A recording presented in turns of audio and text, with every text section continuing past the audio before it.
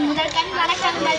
மரத்தின் வேறுபோல் இருக்கும் என் பள்ளியின் தலைமை ஆசிரியர் அவர்களே, அதில் கிளையாக இருக்கும் என் ஆசிரியர் பெருமக்களே, அதில் கிளையாகவும் இருக்கும் என் மாணவ செல்வங்களே, வருங்கால தூண்களே, எதிர்காலம் நீங்களே, என் பள்ளியின் மேலாண்மை கூட்டம் அவர்களே, தலைவர் அவர்களே, துணை தலைவர் அவர்களே, உங்கள் அனைவருக்கும் எனது முத்தான முதற்கண் வணக்கத்தை தெரிவித்துக் கொள்கின்றேன். எனக்கு வாய்ப்பளித்ததற்கு நன்றி கூறி உரையை துவங்குகிறேன். என் உரைக்கான தலைப்பு கப்பலோட்டிய தமிழ். இந்திய விடுதலை போராட்டத்தில் தலை சிறந்த பெயராக அறிவிக்கப்பட்டனர். கப்பலோட்டிய தமிழ் என்று பெருமையுடன் அழைக்கப்பட்டார் வ.உ. சிதம்பரம் அவர். இவர் பிடாரத்திலே 1872ஆம் ஆண்டு செப்டம்பர் 5ஆம் நாள் பிறந்தார்.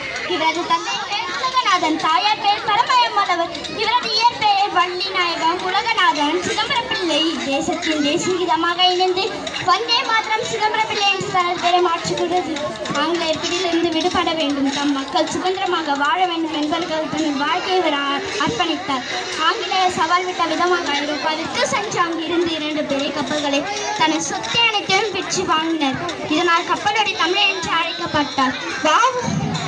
ஆங்கிலேயர் அராஜகத்திற்கு எதிராக குரல் கொடுத்த போது அவரை தேச துரோகி என்று சிறையில் அடைத்தனர். சிறையில் பல கொடுமைகள் அனுபவித்தார்.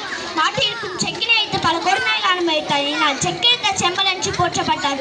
வ.உ. சிதம்பரம் என்னும் மகத்தான மனிதன் நம்மை விட்டு மறைந்தாலும் அவர் புகழ் என்றும் மங்காமல் இருப்ப நம் அனைவரும் பெருமை கொள்ளும். நன்றி, வணக்கம். ஜெய் ஹிந்த்.